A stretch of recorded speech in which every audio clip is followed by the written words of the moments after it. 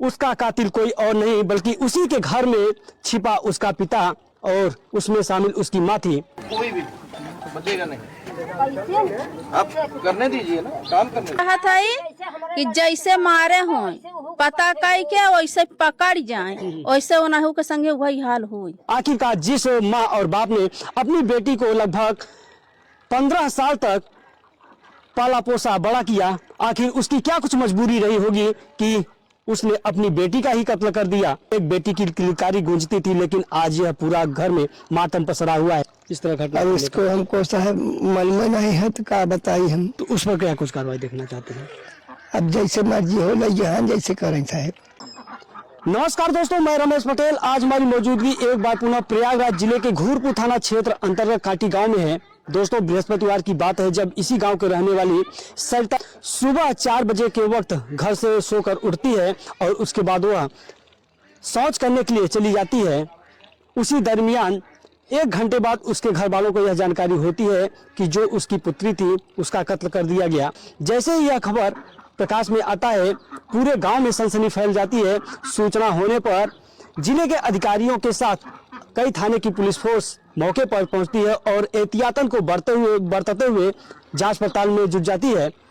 दोस्तों, सबसे हैरान करने वाली बात यह होती है कि लगभग 2 दिन बाद जब इस घटना का प्रशासन द्वारा खुलासा किया जाता है तो वह सभी को हैरान कर देने वाला था। यानी कि जिस बेटी की कत्ल किया गया उसका कातिल कोई और नहीं बल्कि उसी के घर में छिपा उसका पिता और उसमें शामिल उसकी माँ थी।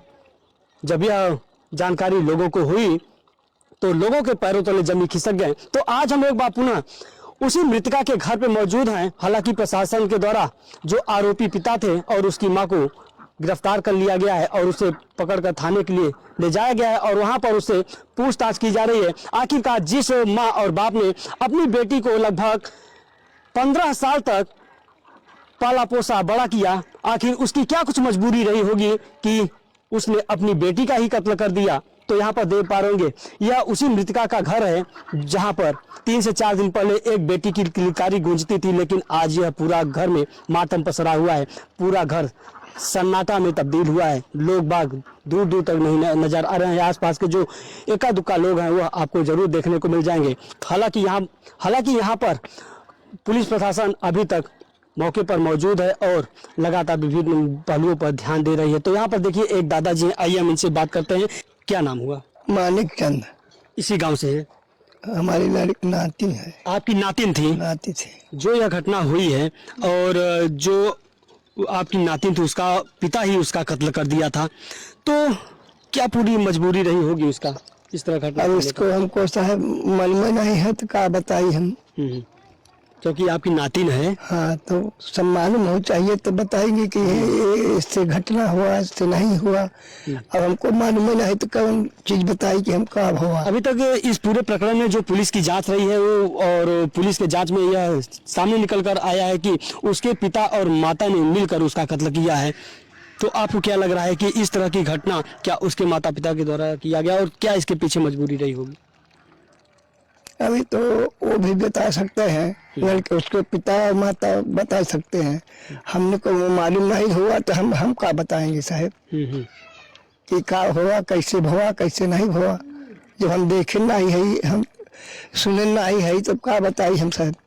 मतलब अभी नहीं जानते कि इसके माता पिता मारे कि आन को कि कैसे क्या, ये इसको हमको नहीं मालूम है। इस घटना को लेकर आप क्या कुछ कहना चाहेंगे, क्योंकि आप सबसे बुजुर्ग हैं इस घर के और समाज आपने बहुत कुछ देखा होगा, क्योंकि जो इस प्रकार से जितनी आपकी उम्र है तो आपने समाज बहुत देखा होगा। तो जो यह घटना हुई है उसे किस नजरिए से देखते हैं?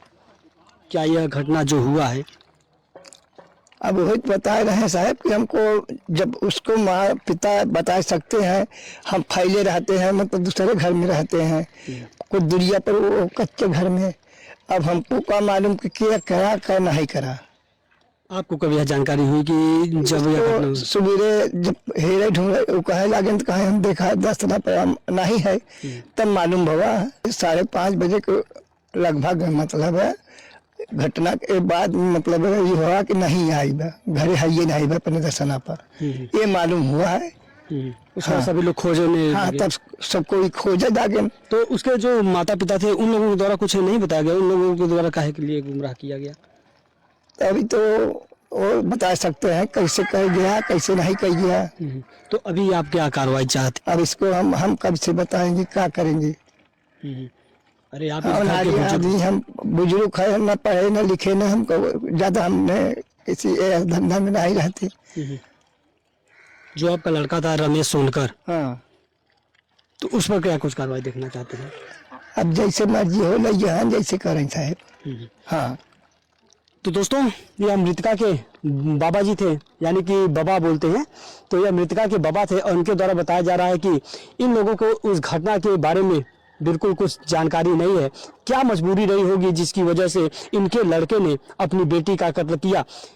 इतनी बड़ी वारदात होने के बावजूद जब कई थाने की पुलिस फोर्स इस मामले को जांच करने लगी, उस दौरान उसके जो माता थे, जो पिता थे, वह पुलिस को बिल्कुल गुमराह करते रहे, यानी कि पुलिस के सामने रोने का ढोंग करते रहे। यानी जो घटना को अंजाम दिए थे उस दौरान उन्होंने नहीं कबूला। जब पुलिस गहनता से इस मामले को जांच किया, जो सामने तथ्य निकल कर आए, उससे आज सभी लोग हैरान और परेशान हैं।